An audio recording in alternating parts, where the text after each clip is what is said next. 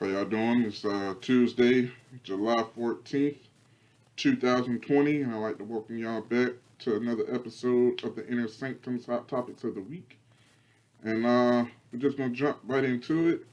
Um, Earlier last week, it was brought to the attention that Warner Brothers announced that um, Matt Reeves' upcoming new the Batman movie won't be taking place in the DC cinematic universe, the DCEU that they call it. Um, it's going to be in its own universe, its own part. I'm guessing part of the multiverse. Pretty much the only people that's going to be in this universe is Batman. It's going to be a Batman universe. So, your Batmans, your Catwomans, it's pretty much going to be a launching pad, most likely, to establish um, Batman characters per se. The Nightwings and the Damian Waynes and the Red Al Ghuls and things like that. It was also announced that this Matt Reeves Batman universe will be getting a spin-off show that's based off that's centered around the Gotham City Police Department. Um, that will be coming out sometime next year on HBO Max. Um, if that sounds familiar, Fox just ended, I think it was last year, a TV series called Gotham that was centered around a young Jim Gordon, Commissioner Gordon, when he was, working up the ranks in the Gotham City Police Department, with a younger Batman in the show as well. Um, but I guess this new show that they're, developing for HBO Max will take place right before the Matt Reeves Batman movie that pretty much shows, the corruption and, just how Gotham City got to the point where, Bruce Wayne, you know, had to become Batman to pretty much, combat the the corrupted system that Gotham City was falling in. When it just got too much for the police to do their jobs. Um, this Batman Cinematic Universe, it's interesting because you know, like I say, it can produce a lot of fan favorites that we have yet to see on the big screen. You know what I'm saying? A lot of people, been wanting to see uh, the Bat family for a long time, and you know, a couple of years ago, we finally got a live action Dick Grayson with the DC Universe streaming app, Titans. We got Dick Grayson on there doing his thing as Robin, and last season he became Nightwing. Um, it'll just be real cool to be able to see, Batman become, the world's greatest detective because I'm sure, the rumors were saying that Matt Reeves, the Batman, will, Bruce Wayne will have only been Batman for like a year or two. So he's still kind of young, you know what I'm saying?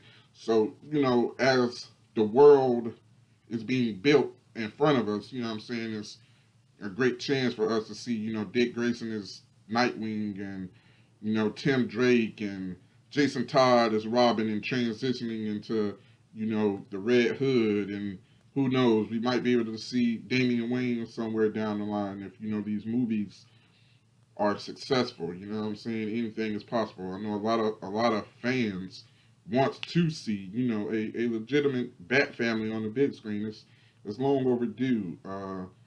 The only ones we really seen on the big screen is Dick Grayson from Batman Forever and Batman and Robin, played by Chris O'Donnell back in the day, and Alicia Silverstone played Batgirl in Batman and Robin.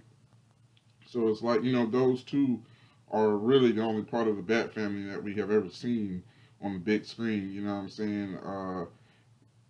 We still, it's just so many possibilities that with this centered Batman universe that DC, said that we're getting. You know what I'm saying? It's just a lot of characters that they can produce with that. Um, I'm also wondering, so if, Batman is separate from the main DC cinematic universe, what that mean about, their plans about any future Justice League movies? Will we be getting a different Batman to be, if they want to continue making Justice League films, will we be getting a different Batman for those films? Is this an opportunity to bring back Ben Affleck to, portray that Justice League Batman? You know what I'm saying? That's, probably from a different universe. If, DC want to go that route, this is a perfect opportunity to, bring, um, if they wanted to do something like that, this is a way for them to do it. You know what I'm saying? Because the Zack Snyder cut of Justice League, coming to HBO next year, it's a lot of people that's calling for Ben Affleck to return as Batman, and with them announcing that Matt Reeves Batman is something separate, it is a good opportunity if they wanted to go that route and bringing Ben Affleck back. This is your way of doing it if they want to go that route. So it's a lot of endless opportunities and potential for us, down the road with the Batman, Matt Reeves Batman, that we could see a lot of things happening with that in the coming years. So fingers crossed for that. The next topic I want to jump over to um, the Mighty Morphin Power Rangers. 2017, we got a rebooted movie. It was good. It really didn't do as good as that they wanted it to do. So they scrapped the sequel, and I want to say 2019, last year, early last year, it was announced when Saban sold the rights to Hasbro. Hasbro announced that they will be rebooting the Power Ranger movie franchise, and we will be getting a whole new Power Rangers movie with a brand new cast yet again. Um, Earlier last week, it was announced that this new Power Rangers film will, include time traveling and a lot of fan favorite villains and characters. And one villain in particular that they announced will appear in the movie was no other than Lord Zed. And the brief description of this said that Zordon will teleport the previous the current Power Rangers team to the past to combat Lord Zed. So obviously that's involving time travel. Um, and it said two Power Ranger teams will meet. So obviously, if he's sending the current Ranger team to the past, no other than they have to bump into, the Power Rangers team that we grew up with. The Tommy Olivers, the Rockies, the Billy, the Kimberly. This would be, it's been a lot of talks that the old cast of Power Rangers, been wanting to, come in a movie. You know what I'm saying? And this looked like a possibility that that can make that happen. Jason David Frank has been campaigning a long time. Him and Amy Jo Johnson, who played Kimberly in the old show, they had a small cameo in the 2017 reboot film towards the end of the movie. Um, I think this is a great opportunity to, bring the old cast back. You know, give them something to do. Fan service in this film. You know what I'm saying? The Power Ranger universe is large. It's bigger than ever in the past couple of years. You know what I'm saying? I think with this new movie coming out, no question that they should lay the foundation for a Shattered Grid movie. Shattered Grid, was a comic book storyline in the Power Ranger universe. Um, that was Avengers Endgame level event. You know what I'm saying? And I think, um, Power Rangers deserve a legit, a movie franchise. Their history is so rich. You know what I'm saying? I think if done right, the potential is there to deliver something special, something that has never been delivered in a Power Rangers movie before, and that world building. You know what I'm saying? You already have the foundation. You already have it there. So just don't have to explain to the fans per se. The backstory of the Power Rangers. We know the backstory. We heard the origin. We don't need that no more in the movie. Just come out with the ball rolling and build upon that, and just give us something that we haven't seen before. Give us something that you can build upon with movie after movie, that we can get that Shadow Grid, that Avenger Endgame level event in a Power Rangers movie. So I really like the news that I've been hearing about this Power Rangers movie. I've been a Power Rangers fan for a long time, so what I'm saying. It's very cool to see, at least to hear some of the ideas that's floating around with this movie that I really hope gets put on as it should. I would really love to see Kimberly and Tommy and Jason, Zach, Billy, even if they get Adam and Rocky and Aisha back, um, to portray their characters. Can't forget Catherine. I know her and Aisha. I don't know their names in real life, but the girl that played Catherine, the Pink Ranger that took over Kimberly's spot, and Aisha, the Yellow Ranger. They're on YouTube. They have a YouTube show that they do, and they talk about old Power Ranger episodes and things like that. So I know them two kicking. It's a lot of old school Power Rangers, that cast members that's still in the limelight, that's still being recognized with what I'm saying. So I think it'll be easy to bring them back, and it's still so much in love with the characters and with the franchise. I think they'll jump right on it in a heartbeat, to potentially be in a Power Rangers movie, even if it's just setting up for a new generation. So that'll be cool. Uh, I'm all for it either way. So yeah, I really want to see that. Switching over back to Batman related news. We all know that the CW show Batwoman lost its star of the show. Um, Batwoman, the young lady that was playing Batwoman, she left the show, and CW and DC television division has been, out looking for someone to take her spot.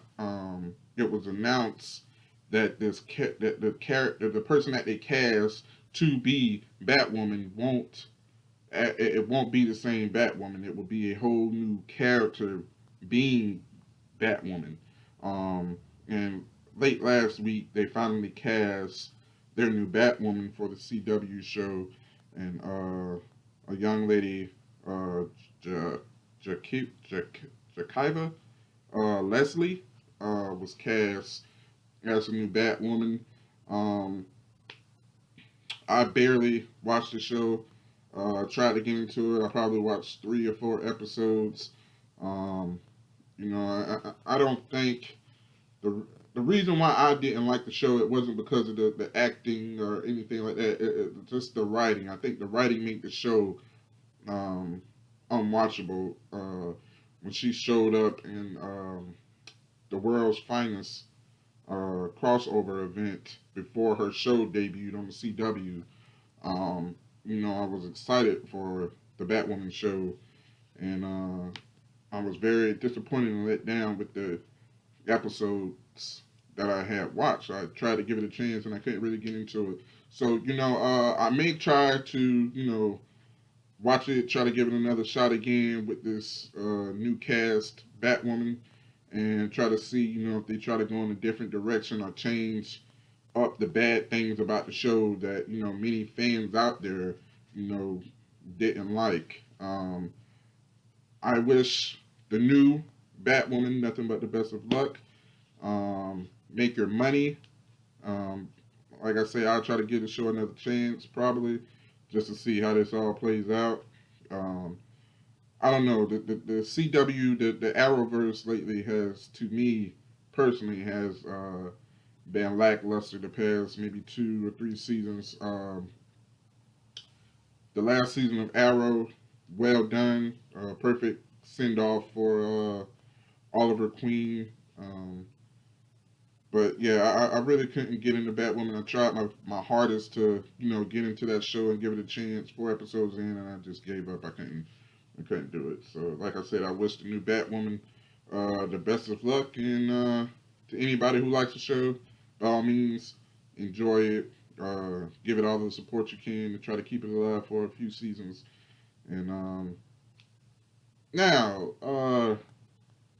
yesterday, I was on Facebook, and I kept seeing a lot of my friends posting about this new Netflix movie called The Old Guard, starring Charlize Theron, from Hancock and Atomic Blonde.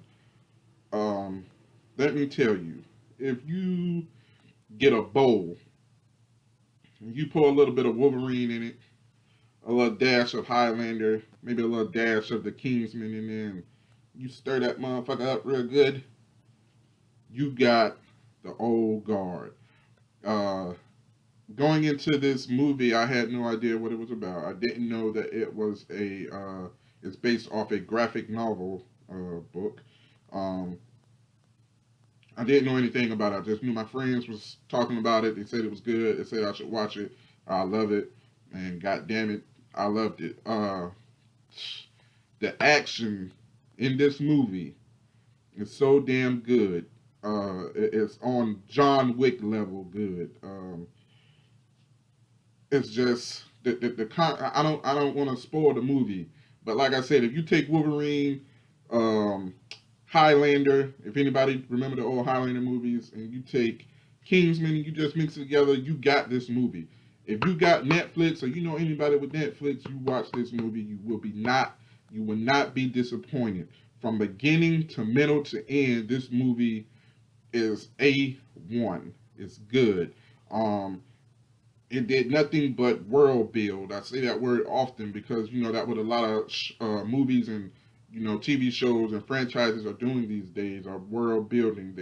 They're setting up future and potential franchises. You know what I'm saying? So yeah, the old Netflix, the Old Guard, just a good movie. Gotta check it out. If you got time, check it out. Like I say, the action, the storyline of this movie, the potential, different ways that they can go with sequels and, setting up a potential TV series is all there. Such a good movie. So yeah, the Old Guard. So with that being said, I'm gonna close out the show this week. I also want to tell you, head over to iTunes and download my podcast. I'm starting to do a podcast, so Y'all get on that. The description and the link to the podcast will be the link to the podcast will be in the description. You know the routine. Give us a like on Instagram. Subscribe to my YouTube channel. And you know, if you're interested in joining in, getting to the fun, we're also on Facebook, the Inner Sanctum News and Reviews. So, with that being said, God bless. May the force be with you, and y'all be safe out there. Love y'all.